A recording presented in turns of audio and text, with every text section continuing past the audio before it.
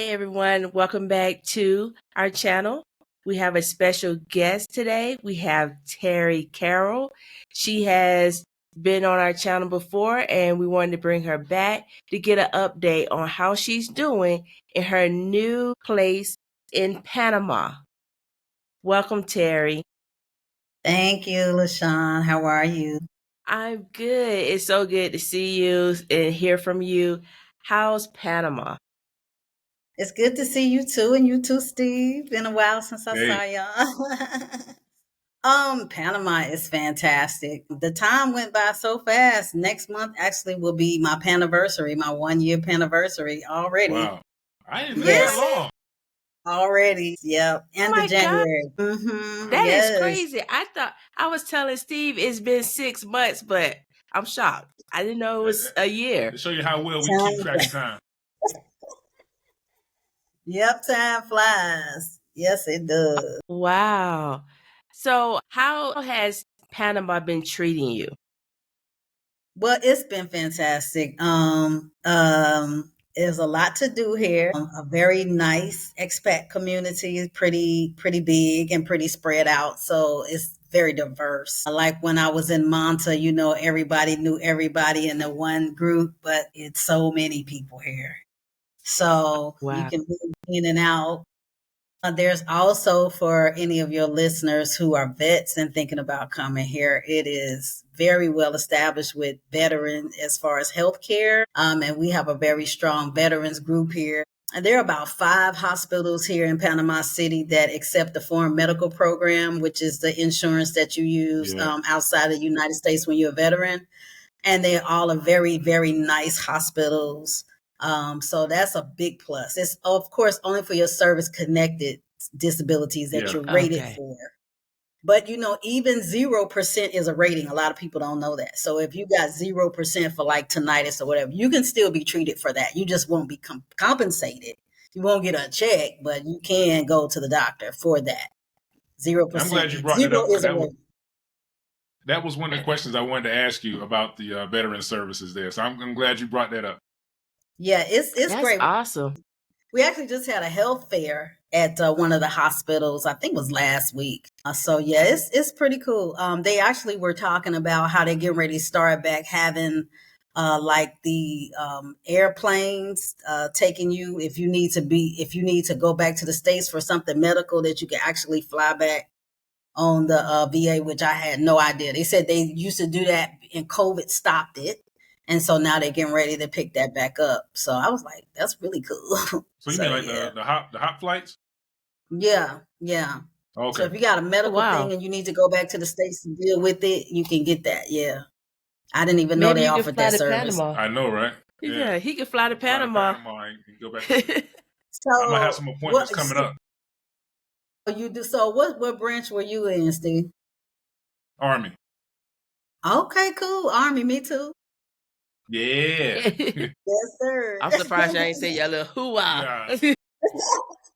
Army. Yeah, so it's really nice. That and then this is just very diverse. Another thing here is the entrepreneurship aspect. Almost so many expats have businesses here. I mean, Wow. wow, a lot. In fact, they're Okay. getting ready to Okay. have a Christmas market and all the vendors are gonna be out there with their goods and services that they're providing. We have people here who got restaurants, all kinds of stuff going on. Event planners, chefs, people selling stuff like making stuff like cookies and candies and just one girl that I know, she's a health coach. So she just had a wellness seminar last week and she does a walk. We do a walk every Friday morning around the park. And she does, the holistic hoodoo, like Steve called it, with the herbs and stuff. But she does tinctures and herbs and it's a wellness. She has a wellness company here. So, it's a Okay. lot of opportunity for entrepreneurship here in the expat community.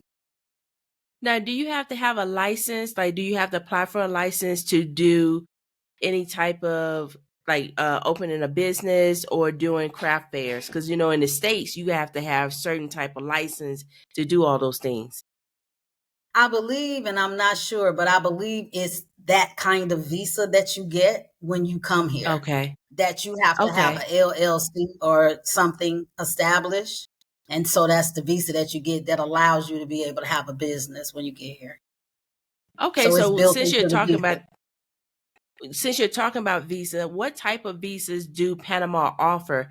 Is it similar to what we have in Ecuador, or there are other visas that you can apply for in Panama to get Well, residency? I don't know all the visa types. I have the retirement visa. And then there's that visa that I was just talking about with the if you have a business. And then they have investment visas. I don't think they have as many options if you don't have an investment to make as they did in Ecuador. Because Ecuador had the professional visa and the Yeah. pensionado. But here, I think pretty much if you don't have that retirement or you're doing that business, I think it's investment. But I'm not sure. Okay. Don't quote me on that. But I'm Okay. thinking so. I don't remember seeing. I remember thinking that my option was a retirement visa when I was looking amongst the visa types. Yeah. Okay. Okay. Y'all heard it from Terri. Y'all better look it up. Y'all better start Googling. Please. Say it again. Say it one more time for the people in the back. Please. Googling and chat GPT. Ask somebody else. Yeah. So how does the weather compare to Panama and Manta? So Manta was warm, and Panama is hot. Panama has more of a rainy season, though. I think the rainy season is like 8 months here. We coming out of it into the dry season now. So I think the dry season is supposed to be starting in December, and it goes all the way to April, I believe. And that's when it's less rain and supposed to be cooler breezes. But we have a lot of rain here for Yeah, those 8 months. when we came in November of last year, was it last year? It was last year. Last year. It was during the protest. Was that November? Yes, Yeah, that was that because was you took me there November. for my Yeah. and it was raining. We ran into a lot of flooding in certain Yes, areas, yes, and because it would start off sunny, and then by 12 o'clock, 1 o'clock, it was a Yeah, downpour. we got caught in one. We was at that park. Yes, And we got caught. yes. We had to find shelter. It'll, it'll get you. It's like a rite of passage for being in Panama to get drenched at least once. But at least once. Yeah. but I think October and November are the rainiest months anyway. We have had some Okay. downpours. But it's beautiful and lush and green. And so I think Yeah. that, like I said, this will be my 1 year. So I'm not sure about how all of it looks. But when I came here at the end of January, it was nice and cooler. January, February, and March were beautiful, just not as hot Okay. and not too much rain. And then Okay. once April hit, it was just hot and the rain was Wow. back. But the thing about the rain is like everybody here is used to the rain. It doesn't rain all day most of the time. It's just it could stop in 5 minutes or it could go in 30 minutes, an hour, but Yeah. it rarely just rains all day. It doesn't do it like that. Okay. Okay. It's downpours, it's showers. And sometimes they're thunder showers, Yeah. Okay. but we get Well, plenty. that's similar to. It sounds like Cuenca, because since we've been in Cuenca, we've only been here like 2 months, and it doesn't rain all day. Well, a couple times it did, Mhm. but yeah, for the most part, yeah. You'll have a quick shower here. It could be a downpour somewhere else, but where we are, you may get a shower every now and then. But apparently, you haven't experienced any droughts like Ecuador has, and so you haven't had to deal with power outages. No, and I know that Ecuador is going through so many things right now with that. No, we haven't had power outages unless, just for a moment, the generator will come back on, bring it back on. I had a couple. When I first actually moved into my place, there were a couple. I was getting a little worried because it was like 3 or 4 of them. Like when I first couple of months I moved here, I don't know what was going on, but it hasn't been happening lately. So we don't have outages, blackouts like that because of power grid problems. Okay. They definitely don't have problems with drought And then, to my understanding, in other places outside of Panama City, they get even more rain and flooding because they have the dirt roads in some of the places and all of that, so it can really be bad out there. I actually haven't been though anywhere outside of the city yet, except to Boga Island. So I haven't explored the interior yet, or the beaches, the other beaches other than Toboga Island. Okay. You got time. Yeah, I got to. Now, is the water drinkable, like out the faucet? Yes, the water was drinkable out the faucet. I'm just a person that I didn't even drink water out the faucet in the States, so I still don't, but it is drinkable. I cook with it though. Yeah. Because when we were in Salinas, we had the bottled water, and now we're in Cuenca. The water out the faucet is drinkable, but again, we don't drink out the faucet either. We cook with it, but we do have a Brita to filter the water because it's just personal habit at this point. Yeah, for me especially 2.5 years in Salinas when you couldn't accidentally drink the water if you wanted to, and like coming here after 2.5 years of that, like that's a hard habit to break. Yeah, it is a hard habit to break, and I prefer to just have. Actually, the young lady I was telling you about who had the wellness company, she has this water that she sells called Kangen water. And it's a whole machine set up. And so I get water from her. And it's just, I guess it's alkaline. It has electrolytes. And so that's the water that I've been drinking. It's like cell renewal and all of that. So the good stuff. Yeah. I've seen those reverse osmosis machines that have they'll filter the water and then add like pH and minerals to it before it comes out of the system. So like you can basically strip the water and then add the useful stuff back to it. Yeah. That's cool. Right. Yeah, because it was strange coming here and you could actually smell the chlorine in the water because we become so not used to that. Yeah. That like you run the faucet and you're like, what smells like chlorine? But it's just the water. Yes. Yeah, because Monta the same way, couldn't drink it. And I had to get used to that. So I think, and I smelled something in the water when I first got here too, kind of bleachy, I thought. Maybe that was chlorine, but only when I first got here, like I don't notice it anymore. Yeah. I think you get used to it. We don't notice it as much. Yeah. Right. That was like our first week here, we could really smell it. Yeah. So what made you decide to move to Panama, Terri? And keep it real with us. Well, I love Ecuador. I lived in Manta for 3.5 years, made a lot of friends, Ecuadorian friends who I feel like are family. And things just really started changing when the crime started increasing. Then we got the curfews and the whole blackout thing was not as bad as it has been lately since I've gone. It had kind of started. It had started though, but it wasn't like 12 hours a day without 8 hours a day or whatever it's been. It wasn't like that. Maybe a couple hours. Just all of those things just made it look different for me. It's just not what I came there for. I had specific reasons that I left the States, and I was looking for, peace and being able to enjoy life. And I do understand that countries do have their own internal, issues. That my biggest thing was that I felt like the government there just has a lot of work to do to get a handle on the power. Yeah. The who has control. And it just didn't feel safe anymore. And then, like I said, when the curfews and stuff started happening and places started getting, we started getting these, well, you shouldn't go here and shouldn't go there. Like, okay, so it just got to be less and less to be able to do and feel safe doing. And it just felt just restrictive. And I said, well, there's other places. So I just started looking, and that's how I wound up in Panama. But actually, Panama was for real, my first choice when I left the United States back in 2021.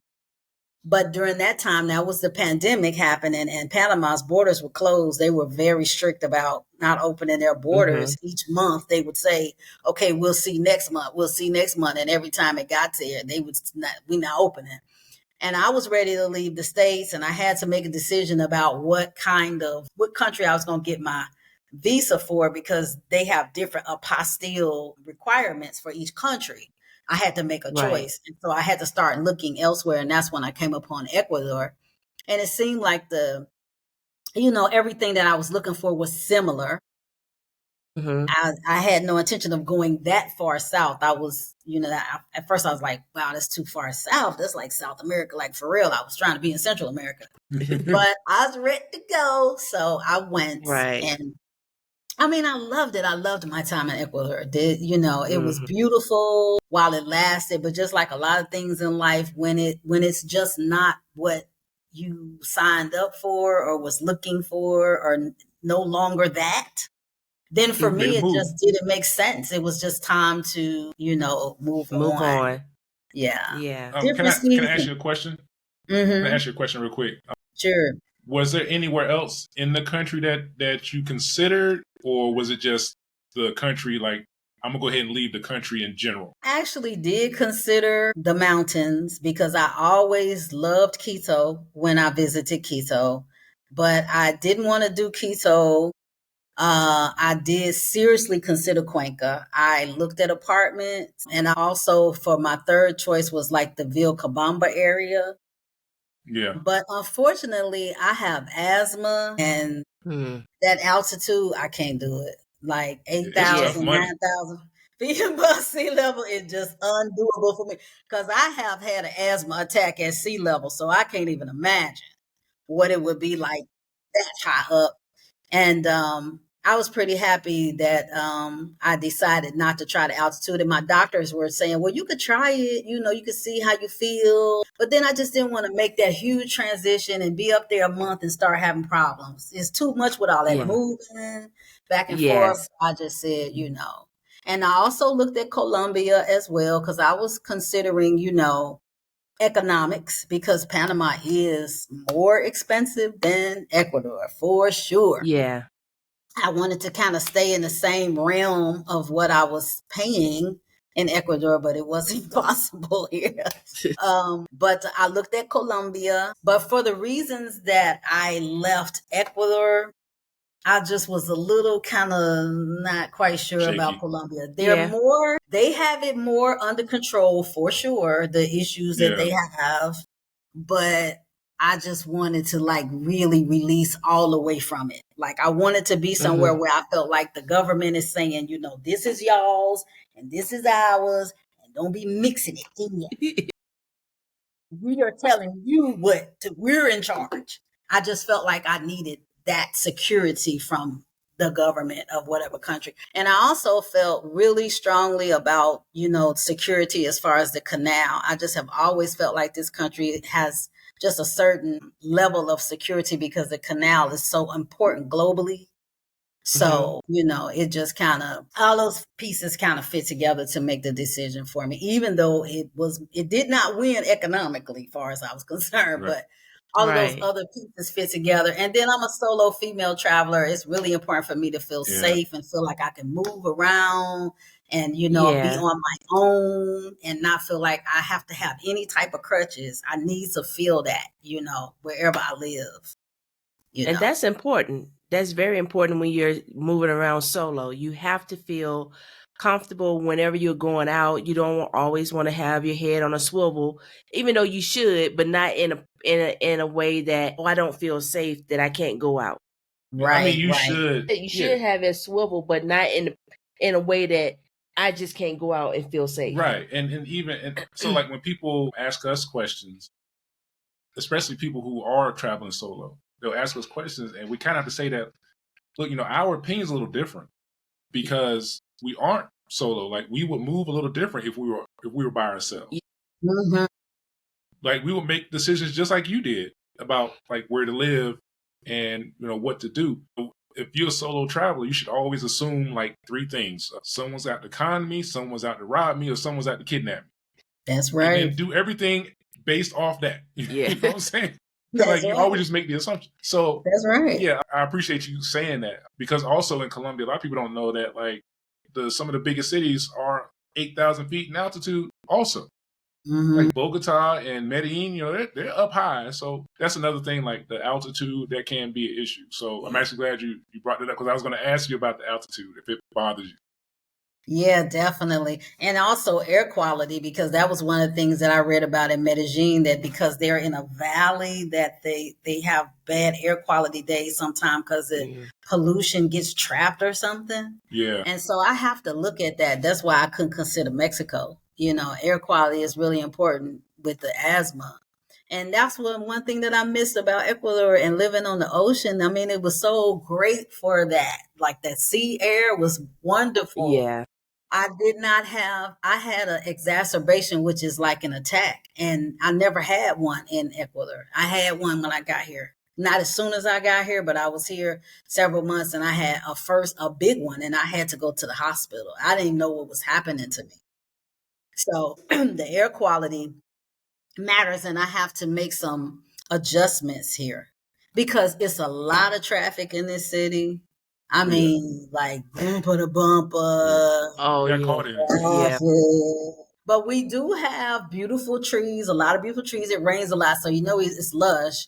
But you know, obviously the Panama Canal where we live in the city is not going to be accessible water. It can't possibly be. Every boat in the globe is coming through here. You know, you can't get in that water. You know, but you Right. can go down. It's other beautiful beaches in other places, but right here in the city, we can't get in it. But you know, we can see it. I have a water view from where I live, and you can, you know, take boat trips and stuff like that. But you can't go out and get in the water like we did in Monta. Just going out there and get in there. Not in the sea.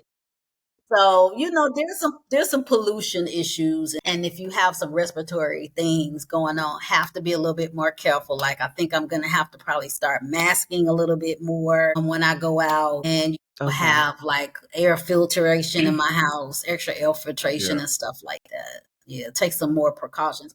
But if I had moved to Cuenca, the doctor had told me, I would have to have some kind of meter to test my blood oxygen level and all of that. A couple of machines he told me that I'd have to take with me just to be making sure. And that's without having an asthma attack. The air's already thin.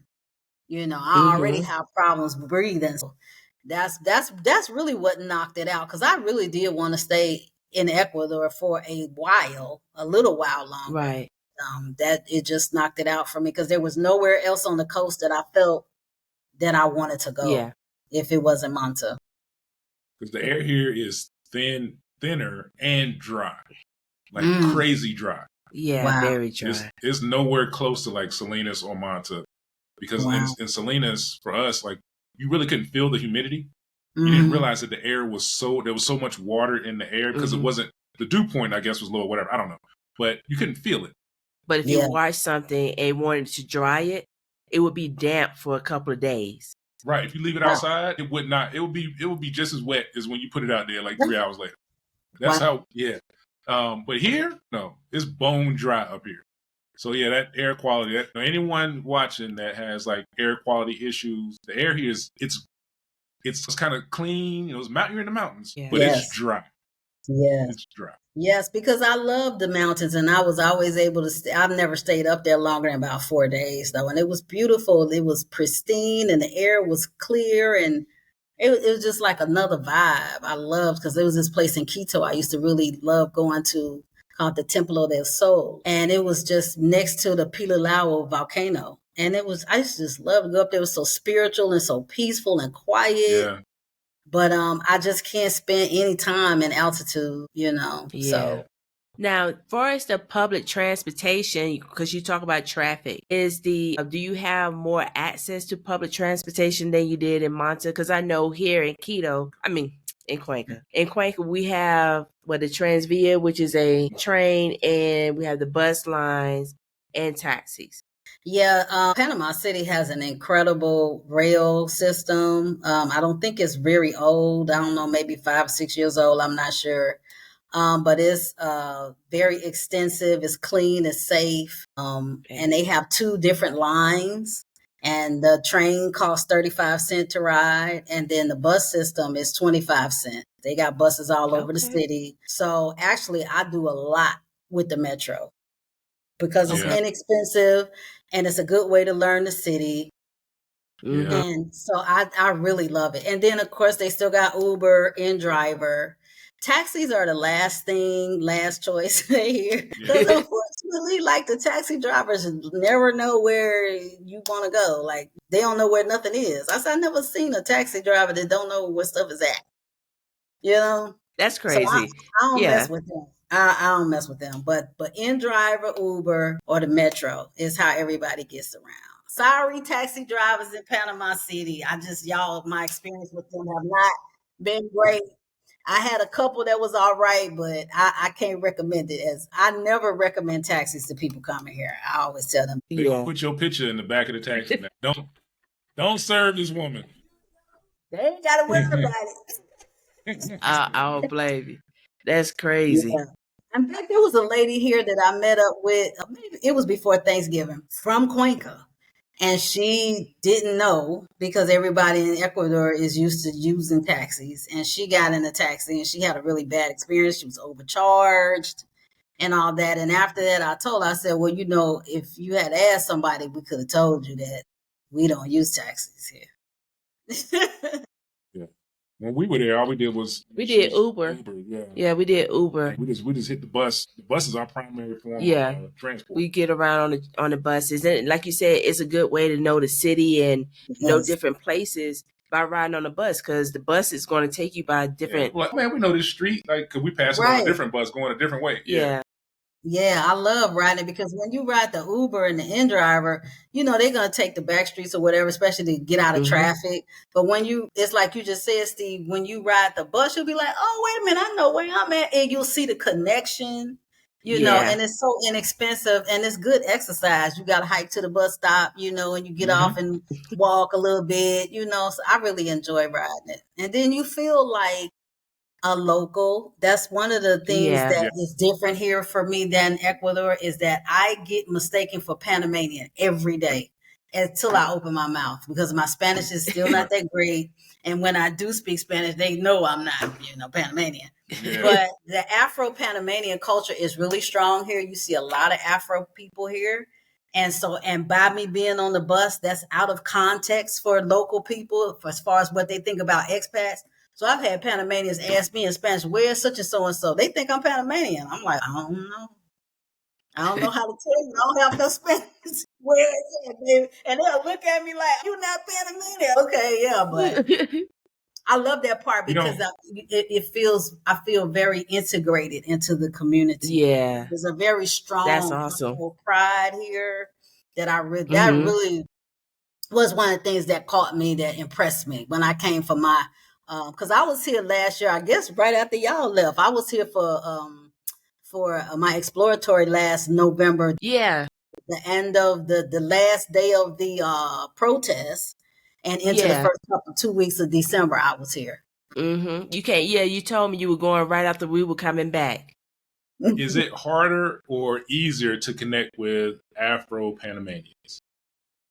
It is so easy. When I was here for my exploratory trip, I had gone and did my visa. That's one of the things I wanted to do while I was here, was go ahead on and get my visa. And I was at the immigration, and the Afro-Panamanian people was like, hi, they was just buenos dias. And I was like, wow, because I wasn't, like, the Afro-Ecuatorianos, like, did not talk to us in Manta. If you didn't know them, if you saw them, they did not talk to you. And I never was like, why won't they talk to us? So they would look forward. And even when I was in Salinas, I noticed the same thing. They'd be looking forward, especially if they were with their family that were not Afro. So here, that's a difference, that they're much, much, much more prone to interact with you. The second thing that I noticed is socioeconomically, they are very strong. Like my lawyer is Afro-Panamanian, my doctor is Afro-Panamanian. They actually have a middle class. Everybody's not down at the bottom of the socioeconomic status, which is unfortunately was the case of what I saw, the experience that I had with the Afro-Ecuatorianos. And then they have people that's working class people too, but you can see like there's an opportunity for them to be whatever they want to be. Business owners, chefs, or they can work at, delivering pizza or whatever. It's diverse, and that was really another thing that said, wow, that was another thing that popped out at me when I came for my exploratory. That was something, that was a big difference and I liked it. Also, the pride, they have a lot of Caribbean festivals, and many of the Panamanian people have gone to the States and worked and come back after they've retired. So you got a lot of that connection with them. They know about the States because they've lived and worked there. There's which this is not neither here nor there, because I think people need to learn Spanish if they live in Spanish speaking countries. Yeah. However, there is more English being spoken here than there was in Ecuador. There are more Panamanians that can speak English. You will run up against more Panamanians that speak English. I still try to speak my Spanish, and sometimes my Spanish be so bad, honey, they just start speaking English. They like, baby, let me help you out. I speak English. You can just stop slaughtering that Spanish, okay? But yeah, it's more English being spoken. But, I'm an advocate. If you're going to be in Spanish-speaking countries, please learn the language. It's respectful. Learn the culture. Don't just be here taking what these countries have to offer like they some big club med, because that's not what they are. They are countries that have their own culture, language, internal stuff.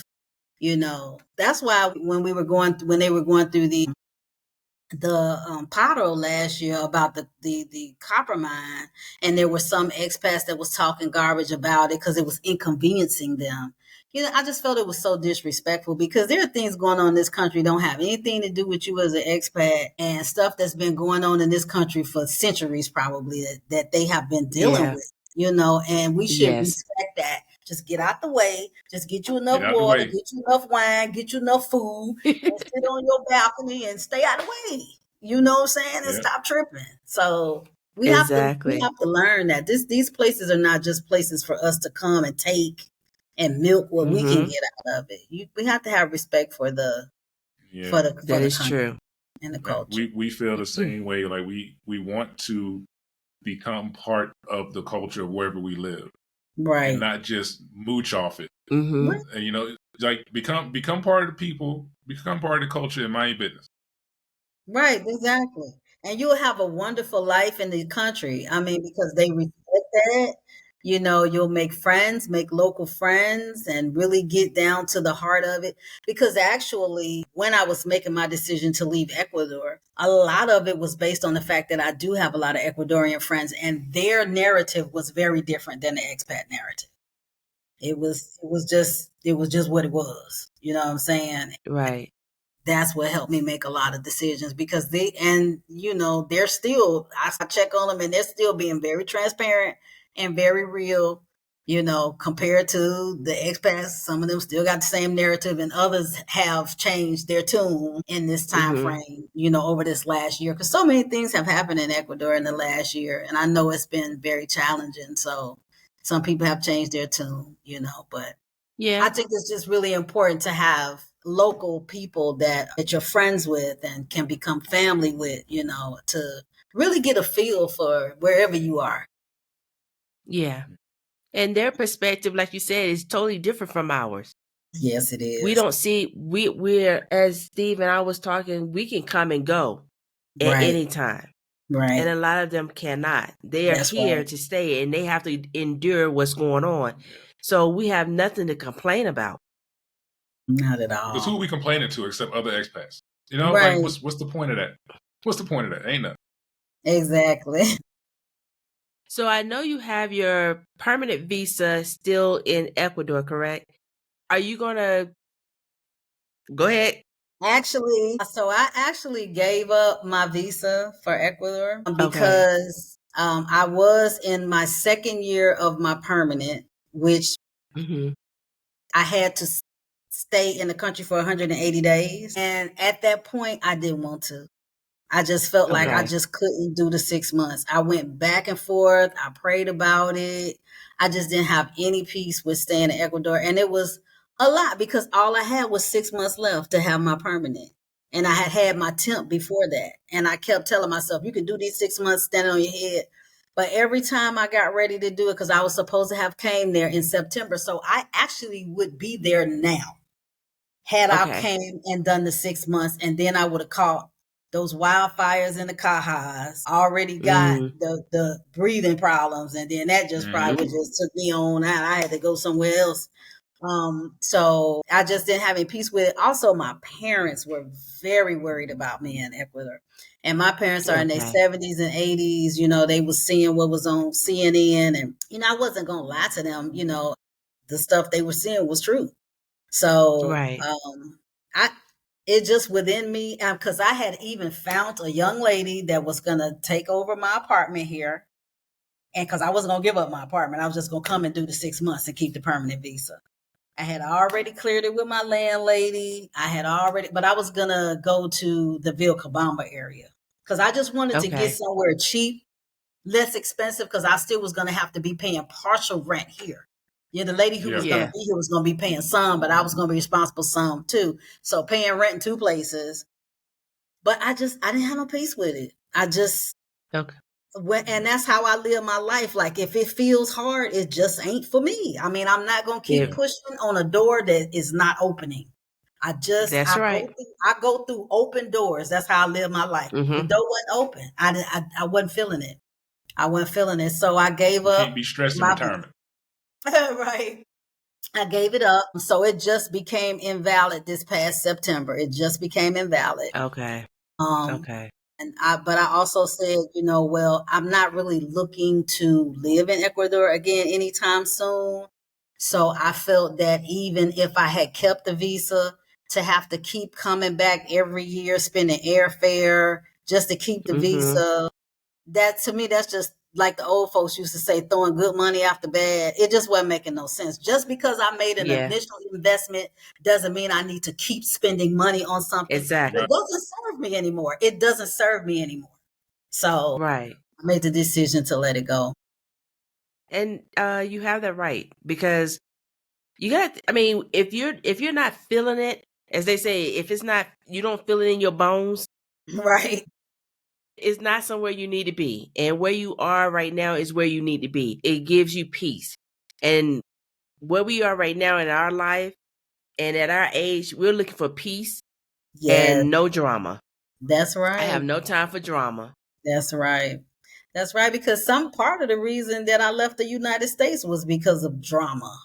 So of course, I'm not looking for that in my next place. I'm not saying that any place is going to be perfect, but you have to weigh like what you can deal with and what you can't deal with, you know. And I just feel like Ecuador does. I feel like it's going to be okay, but I feel like it's a road. And as much as I love Ecuador, I just don't want to be in that fight. I'm not at that season in my life that's what I want to do. That's not how I want to spend my time. Just like I did stuff in the States, it was things that was happening there, are happening there, the fights that are happening there that I felt like, hey, okay, it's time for me to get out of this fray because, you know, I'm a finite being and I want to enjoy my life at some point on my terms. All this fighting and battling and black eyes and bloody noses, we don't did that. I'm tired of that. Now I'm ready to do some peace and some me, you know. So in both of countries, my country of birth and in Ecuador, my second home that I love dearly, I just had to make those decisions for my peace. You know, I'm at that point where peace means more than anything at this point in life. So if it's pulling at my peace, it's gonna be a no. It's a no-go for me. Yep. Yeah. Well, so speaking on like, you know, where you live, I wanted to ask you, since Panama City does have, you know, a decent expat population. Now, I don't want to know where you exactly live, but do you live in a neighborhood that has a lot of expats? Or do you live in more of a Panamanian community? Well, It's mixed because I only know of 2 other expats who even lived in my building that has 27 floors. All of the buildings, here are so tall. And the rest of the people here are Panamanian. But this neighborhood that I live in is mixed. But a lot of the expats are, concentrated in certain areas. Some people really, really love the Avenida Balboa, which is the skyline when you see pictures of Panama and the view of the Bay of Panama. So a lot of people live on that strip. I don't live in a traditional Panamanian neighborhood. It's more like a middle class Panamanian neighborhood. There's not a lot of expats in my building, but there are expats peppered throughout this neighborhood. Right. Okay. Similar for us, we chose a suburb, a neighborhood that is prime. Well, we've never seen an expat in a neighborhood, but there may be. We have no idea. We've only ever seen Ecuadorians, and it's really peaceful. Honestly, we like it. Yes. But on that note, for people who are looking for a rental in Panama, you may or may not have knowledge on this.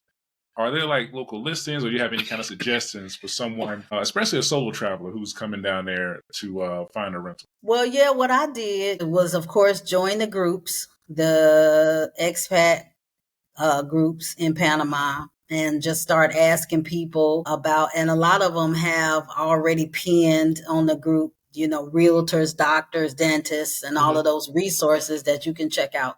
I always ask people for recommendations. But I had a realtor that was looking for me an apartment, but I was trying to stay in the price range of what I was paying in Ecuador, in which my last apartment, I was paying $930. And I had a 3-bedroom, 2 full bath, brand new unit. Nobody had never been in it before me. It beautifully furnished. It was gorgeous. And it was away from the main strip where all the expats live. And I loved that part. So I was trying to stay close to that, but that was really hard here in Panama because for $1,000 was my max. And what they were showing me was not stuff I wanted to live in. It wasn't terrible, but you don't get as much for your money here for that amount here. I could have a palace almost in Manta for that money, but not here. So I actually found my place by someone told me that there was an empty unit in this building. I live near the Park Del Mar, which is the biggest park in Panama City, I believe. Y'all know the check behind what I be saying now. Historian, everything I said. I already told y'all, Google and Chat GPT. But keep checking. Terri said it. But it's along the park. It's beautiful, and I was walking the park one day. I said I would love to live in one of these buildings near the park. So what you can do, a good thing to do, is just go in and ask the building manager if there are any empty units, and there usually are. And that for me came out better than what the realtors were showing me. Because for the money that I wanted to spend, they were either showing me a closet on Avenida Balboa with the water view, or they was just too rough around the edges. For $1,000 is just not enough for an apartment in Panama City, apparently. So, but I found this one, and I paid less than $1,000. It was, that's good. It's a 2-bedroom, and it's got actually 4 bathrooms because it's got a bathroom in each bedroom, a guest bathroom, and then I have a maid's quarters, and it has a full bath, shower, and a terrace, a partial view of the water, and a view of the park. 24-hour security is really nice, but it was unfurnished. That was the deal. That's one of the reasons why it was so inexpensive, because it was unfurnished. Right. So I was not expecting to, but I went on and bought furniture. Because I fell in love with the apartment. Because I was like, I've looked at apartments. I had been looking. I got an Airbnb when I first got here. And I gave myself 6 weeks to look for places. And I wasn't seeing anything in the price range in which I felt comfortable because, my income didn't increase, but my expenses did, because I didn't leave Ecuador because I said, let me see my next destination. I left Ecuador because I felt unsafe and I felt I needed to move. There's a difference. So I had to make it here. I had to use what I had. And so when I found this place, I said, I have not found anything as nice as this for the price point that I want to spend. So I took it. and I went on and invested in some furniture. I didn't spend a whole lot of money on it, and I feel like it's paid for itself. And now, if I do decide to move again, I can always look for a less expensive apartment because I can look for unfurnished units, So Yeah. everybody else usually, I got the side, oh, you're not getting a furnished apartment, but I'm the type of person anyway. I don't do the same stuff everybody does. Right. You always get those comments, and that's one of the things in these expat communities, big or small. People always comment. You don't even have people commenting like that. We have to get used to that. And when you're living in the States, people making so many comments about your personal decisions as an adult. And I think it's because the community is so polarized. It's even in a big expat community like what Panama City has, it's still small. It's a community within a community. So, people make comments that usually they wouldn't make. But I did my own thing anyway, like I always do. Yeah, well, so I find that I pay about 2.5 times more for some things here than I did in Manta. But my light bill has been about highest it's been is like $53. But we do have a jubilado discount with the visa that I have. So we get discounts on utilities. We get discounts on airline tickets and discounts in restaurants and stores and all that. My bill this month is $50, and I do run my air because it's hot here. But I'll run it and then I'll turn it off and let the fans go. But I run it. I don't sweat. My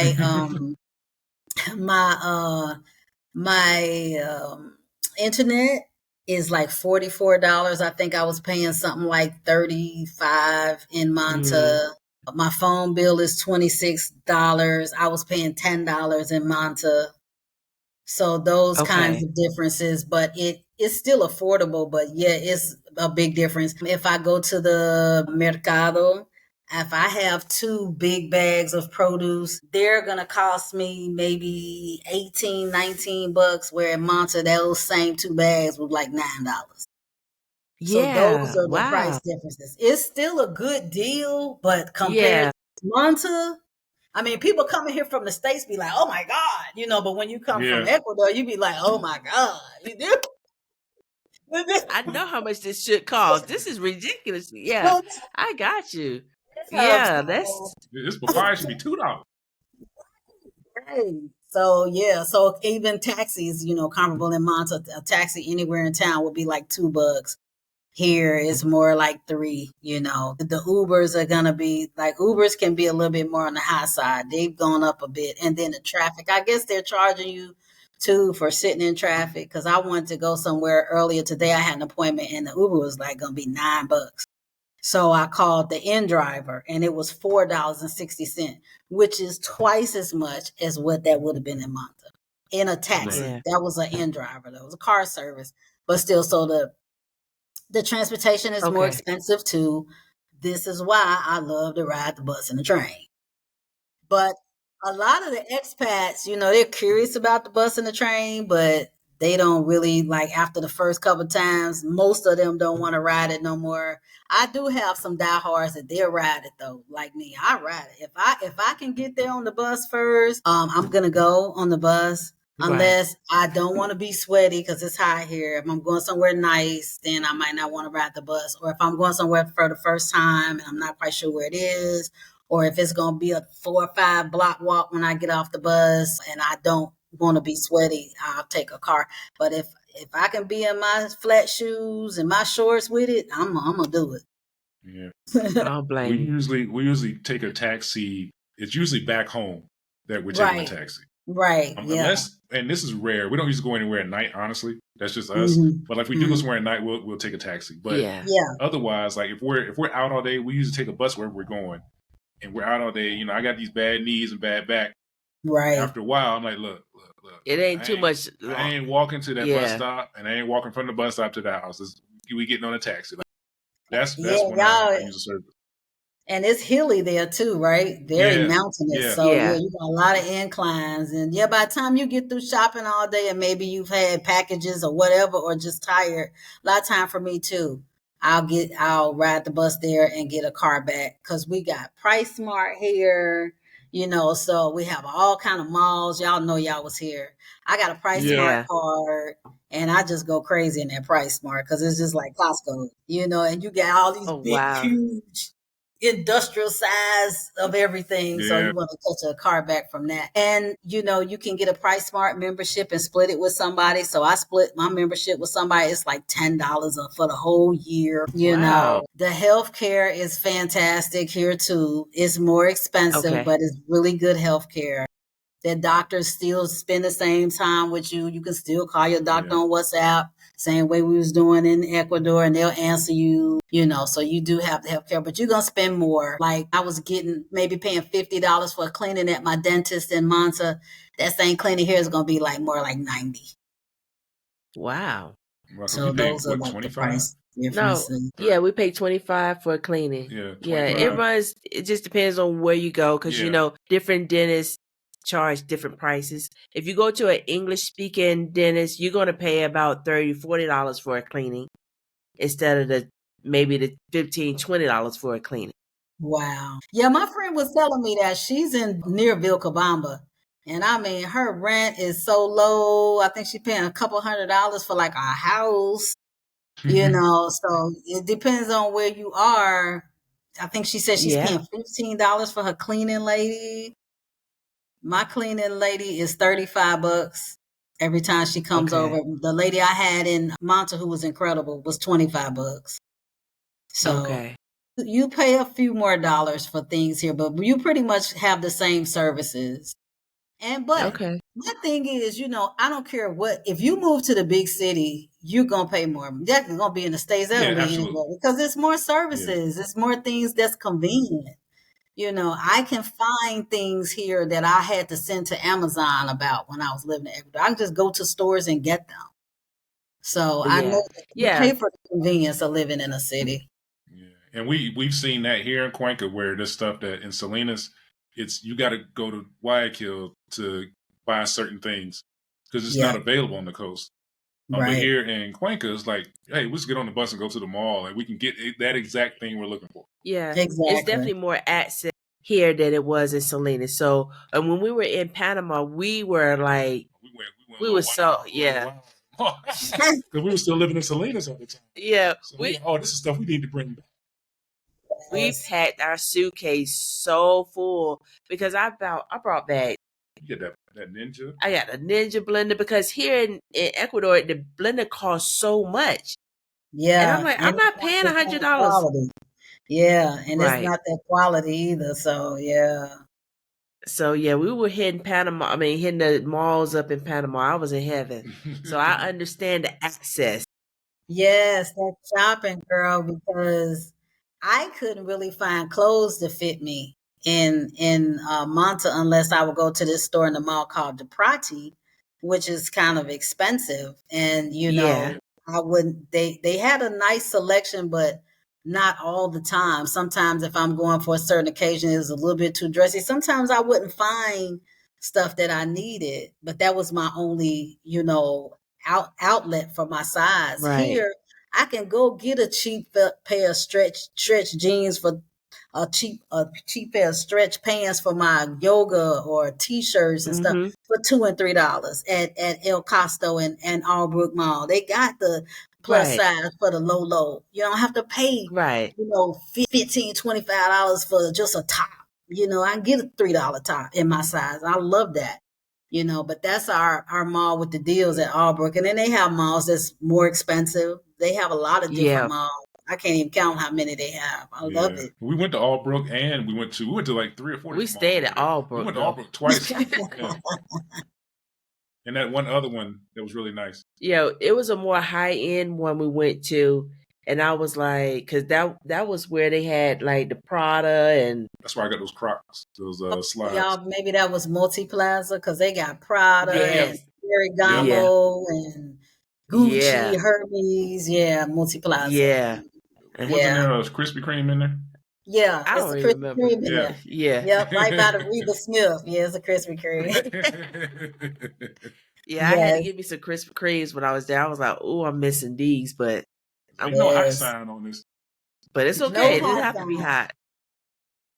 Now, Terry, is there mail service there in Panama? Like, can you ship stuff, send stuff to the U.S. and can they send stuff to you in Panama? I know that they have some mailbox, etc. I don't know how they work. They have a lot of places like that here. I haven't shipped anything from here. I've only received, and I use a place called RS Cargos, and it's receiving packages. Okay. So I do a lot with the herbalism, and I'm real funny about sourcing my herbs because I make herbal medicine.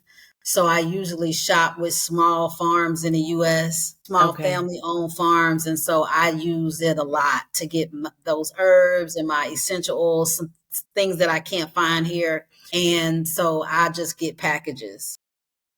Just send it to, just order it, and they have a Miami address that it goes to, and then they get it to Panama. Yeah. And then the shipping is really inexpensive, like $2.75 a pound, as compared to $10 a pound that I was paying in Manta to get stuff. But I don't know. I think other people do get other kinds of mail here. I don't know though. I don't know that fact for myself. Just about the packages. Okay. Now, are you going vegan or are you vegetarian? Neither. I was trying to be more plant-based. I did try vegan for a while. I can't make it work. I just don't feel satisfied. And I was veering off a lot into unhealthy realms. Like I'm just eating so much vegan and now I want a double cheeseburger. Like I don't want a diet that's going to make me just go insane like that. So I'm doing more plant-based. But I was trying to eat less meat because I'm trying to manage my cholesterol levels without statins, because statins put me in the hospital. So I don't take statins. So, cholesterol is only in animal products. So I was really trying to get away from eating so much animal products. So now I'm just trying to do just a more, fresh fruits and vegetables, whole foods diet. I have just made a new proclamation for myself, no more eating out, because I don't know what the seed oils are in the foods at the restaurants. And my cholesterol is still not coming down like I would like for it to, in spite of all of the efforts that I'm putting forth. So I think I got a lot of sneaky stuff happening. Like I love to go grab one of those rotisserie chickens after church because, I don't feel like cooking. Ain't they good, man? But they got all the bad seeds all in it, and I eat too many of them, so I'm giving them up. Right. So, but just what I found, just trying to tweak a diet that works well for me. But I have enjoyed eating more vegetables and eating more seeds and nuts and finding things to do with those and just coming out of my box of just meat, But I still do eat. I try to keep it to turkey, chicken, and fish products, and not so much of them. I try to have several meatless meals weekly.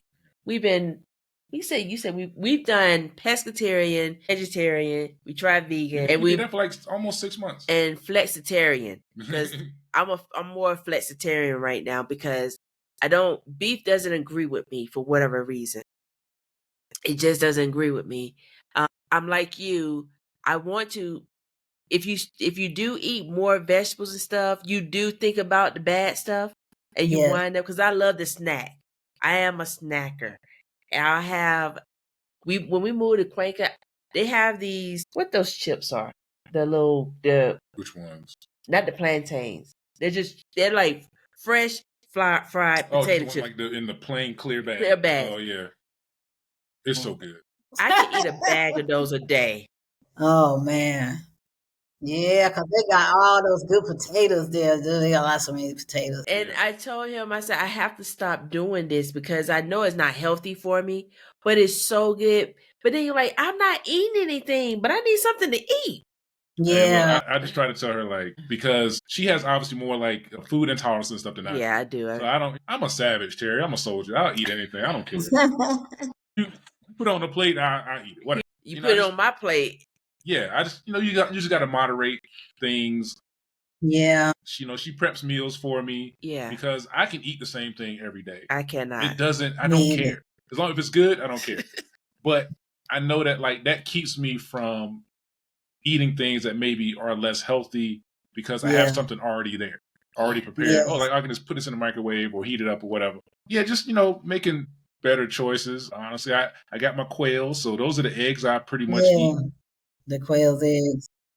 Yeah, Yeah. it's Yeah, see, there's ways to eat for healthier. him, it is more ways for him to eat healthy. For me, I could be trying to eat healthy and then find out it's a food intolerance for me. I'm Yeah. having, some type of allergic reaction to it. So now I can't eat any more of that. I have to find something else to eat. Then you get tired of eating that over and over, and then you're like, okay, what else is there for me to eat?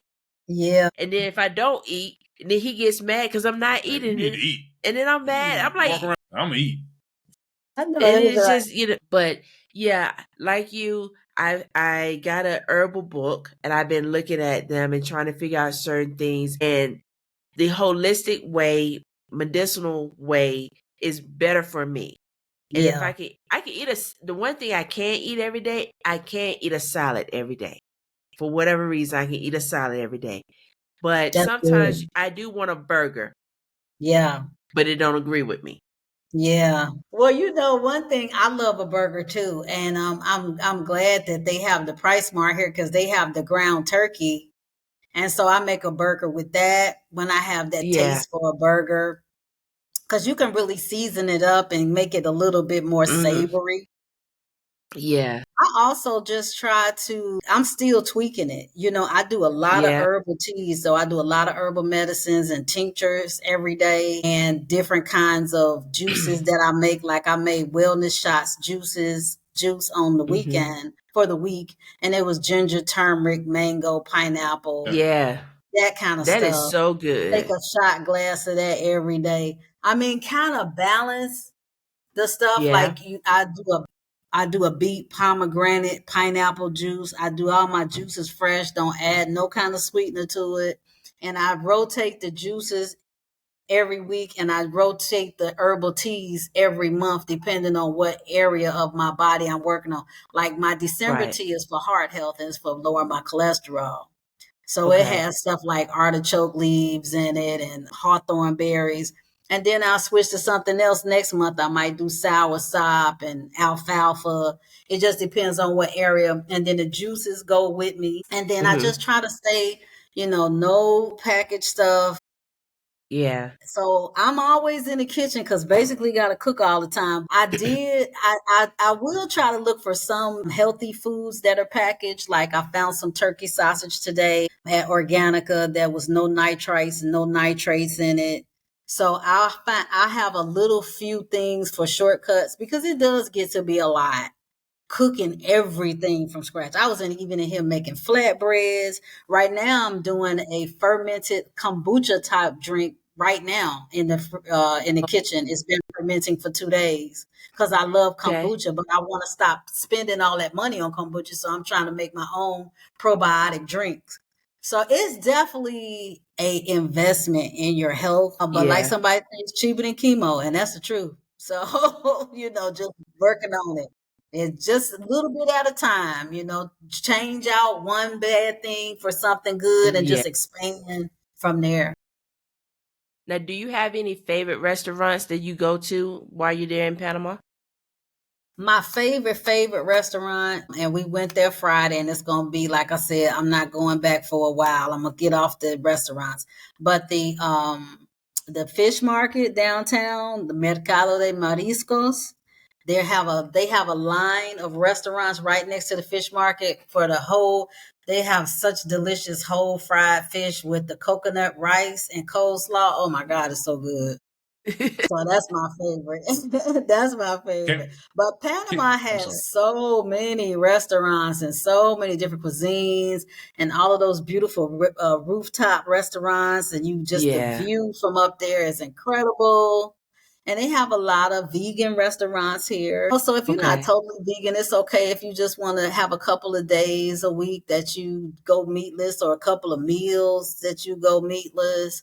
There's a lot of variety. Just like I heard about in Cuenca, I heard y'all have an incredible culinary experience there, all the Mm. different restaurants that you can sample. Yeah. Yeah, variety Can I of make a stuff. suggestion? If you Oh my are God. celebrating an occasion in Panama City, and we were only there for like what, a week or so, Yeah. so we didn't get a chance to experience everything. But Lima Nike, Lima Nika. it's on the beach. It is a Okay. Peruvian Japanese restaurant. Wow. Yeah. When It's I in the tell city? you, yeah, it's right there. Okay. It's right along the shore. Lima is Okay. yes, Lima Nike. And if Okay. we remember, I'll send it to you. But we went there Yes, for Sean's birthday, and when I tell you, it won't cheap, but It was very it good. was worth every penny. Incredible! It was incredible. That okay. food was so good. And I love Yeah, both Peruvian and Japanese. I love both of those cuisines. Maybe for my yeah, birthday, maybe a special Yeah. occasion. yeah, it was very good. Now, Yeah. what are three most important tips for anyone who wants to move abroad? Not just to Panama or Ecuador, just moving abroad. One, know why you leaving. Keep your whys in front of you because it can get hard once you get where you're going, and you will have to remind yourself of your whys. Two, please do your research. Don't depend on just one source, one side. If you can, take an exploratory trip. That's not always possible. I did not do that for Ecuador. I went sight unseen. But if you can't do boots on the ground, at least definitely get in these groups and talk to the people that are on the ground, and get some kind of feeling for what you're going into. The Right. third thing is, please don't take your American attitude everywhere. Oh United no. States is not normative. It is not nothing wrong with, there's anything wrong with the way people do things differently in different cultures. These countries are not little USAs. So just Mm-hmm. because they don't do stuff the way it was done where you came from in California, Georgia, Washington, where it came from, that's not necessarily normative. And then you're taking the way they do it as it's something wrong. That's Right. insulting.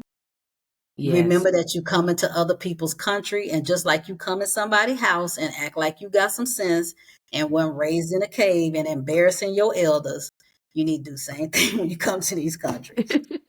Try to learn a little bit of the language and just, be respectful and, be a good guest in the country. No matter how long you live in the country, always, just be appreciative and grateful of the blessing of being able to travel and go and see the world. I just saw a commercial that said, that's the top 8% of the world are people that can move around like that.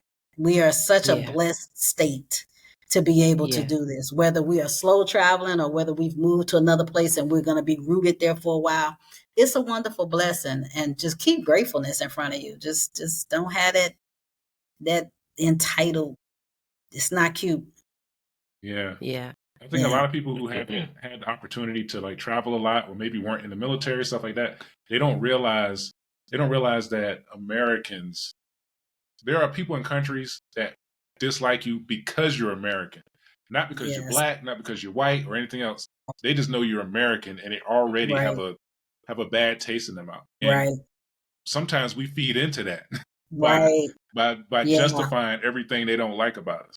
Right. So you really, like you said, you go in and fit in. Like you don't have to bring the U.S. to wherever you are. Like everyone Right. knows about the United States. You're not showing them anything. Exactly. Right. Exactly. I really dislike when I see people come sometimes and they're rude to the wait staff, because sometimes, in these countries like in Ecuador and in Panama, it's that tranquilo. I mean, they not, Yeah. they chilling. That's how they get Exactly. down. That's how they Right. move. They chill. You're not gonna come here and push them and rush them and mad because they not jumping. It's just bad to do that. And like you just said, Steve, a lot of people dislike Americans. They take out on what our government does on us as a Yep. people. Yeah. Wherever we go, like we ain't got nothing to do with that. But there is a preconceived notion a lot of times about us. And so when we act like that, we feed into it. Now, are there any pros and cons of being in Panama? From your perspective. Your perspective. Yeah, pros, it's convenient. A lot of stuff is accessible. I really love the international airport. Bam, just go to the airport and fly anywhere in the world from here. It's pretty simple. It's a huge dog culture. So if you not into that, then As long as it ain't cats, it's all right. you're gonna have to make some adjustments because they're everywhere, and so as they leave their packages. Yeah. So, Right. but other than that, like for real, I see everything just really beautiful here. And what you have to do really is learn how to be on a budget. That's what I had to learn how to do. Learn how to be on a budget here. Get on the bus, see where stuff is, where Panamanians shop. Because I had heard, oh, Panama is so expensive. I said, everybody in Panama is spending all that money. I know they're not. Yeah. And you do have to learn how to make those adjustments. But I have no complaints. It's a beautiful country. Yeah. And I feel safe here. And there are lots of things to do. It's a lot of opportunities. Like I said, from entrepreneurship to just things to have fun. A bunch of us just bought our tickets for the jazz festival. They have a famous jazz festival every January here. So we all just bought tickets yesterday because they're half off right now. And we're going to see Lettucey and Danilo Perez and a lot of people. It's going to be a great show. They're also going to have master classes for anybody, jazz musicians, which is just like the jazz masters. They classes in different instruments or voice and different things for students to take advantage of when they had a jazz festival. And they also have, events around town before the jazz festival. They had a live jazz thing last week at one of the spots.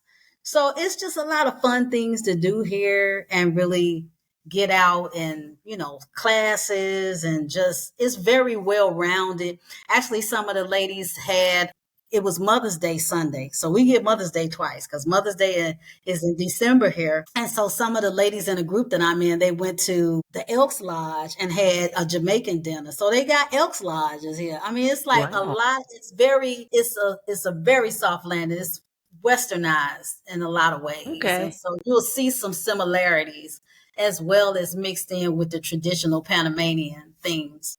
So I really like that. So, do you have any plans on performing? Well, yes, I do, but I have had some vocal damage, unfortunately, and I'm actually still in voice therapy. Actually, I started it in Ecuador, and I'm still with my same therapist there. So now we do our sessions via Zoom. Okay. So I still have some work to do, but there are definitely opportunities here. I see some spaces that I can get into, but I got to be strong and really come Okay. out like I ain't playing with it. So yeah, Yeah. I plan on doing a little sun. Okay. We'll expect no less. That's Yes. awesome. Well, thank you so much, Terri, for doing this interview. It is great to see you, and we're so happy you're doing well in Panama because it sounds like it has given you everything, basically what you're looking for, and we're so happy to see you that you are happy. Yeah. And we'll be there sooner or later again. Yeah, we're gonna come run visit. into you. Yeah. That's what I was going to say. Y'all got to let me know when y'all come back so we can hang out because it's so good seeing y'all again. And, I'm so happy that you all are happy in Cuenca. Y'all had a big move too. And I'm glad that you are enjoying that. So we all have to do what we got to do. We got to move around and plan our spot. Right. Yeah. Soon as I know for sure what I got to do with the VA or whatever, then we can plan some trips. Yeah. Because we're still trying to keep our days down because we lost our 90 days the first 2 years. Yeah, so we had to do our temporaries twice. Yeah. So we're trying to keep our travel days down a little bit until we become permanent. So yeah, till we know exactly what's going on. So yeah. But we'll be back. Yeah, we definitely, because it's only a couple of hours away. Yeah, y'all got to come back. And now, Steve, have they got that VA clinic open there? They got one opening in Cuenca. Do you know the VSO there? Yeah, so there's an office. There's one or two offices. I haven't had a chance to go yet. I actually talked to somebody who's part of that office, and I need to make that trip, honestly. Yeah, but they don't have a clinic yet. But the stuff I'm dealing with, like I gotta go and do a CMP exam in the States whenever it comes up anyway. So it don't matter if they had one, had a clinic here or not. They ain't gonna do no CMP down here. So I have to go. check on that, because I do know a veteran that did do his CMP exam in Ecuador, and you have to request it and tell them that you live in Ecuador. And I did my CMP exams here in Panama, but they always do them here. But you check with your VSO. I forgot his name. I'll look it up and send you his information. He's very helpful. Or you could maybe have to jump over to Medellin and do your CMP, but you might necessarily not have to go all the way back to the States. You just have to tell them that you live in Ecuador, and they have to was something I looked accommodate you. up. They have to that was something I accommodate. looked up with Colombia and Panama being like my backup options, because it's definitely cheaper to get to Colombia and Panama than it is to get to the States. Absolutely. And I only need to go for a day, so. A day, or make a little short vacay out of it if you want to, or whatever. But they have to accommodate you. Oh thank you, You're and welcome. we really appreciate it. Thank y'all so much. Thank y'all for having me. I really appreciate it. And like I said, please holler at me if y'all even thinking about coming this way, and we'll do some stuff. Definitely. Yeah, we definitely gonna send do me that. the name of that restaurant again. I'm gonna send it's Lima Nike, but I'm gonna send you a picture. I'm gonna send you a picture of the name. Well, everyone, thank you for watching. Give a big old hello to Terry for doing this for us. Please like the video, share it, subscribe, leave a comment. If you have questions for us or for Terry, leave them in the comments. We'll be happy to try to answer as many as we can. And come back for more. Until next time.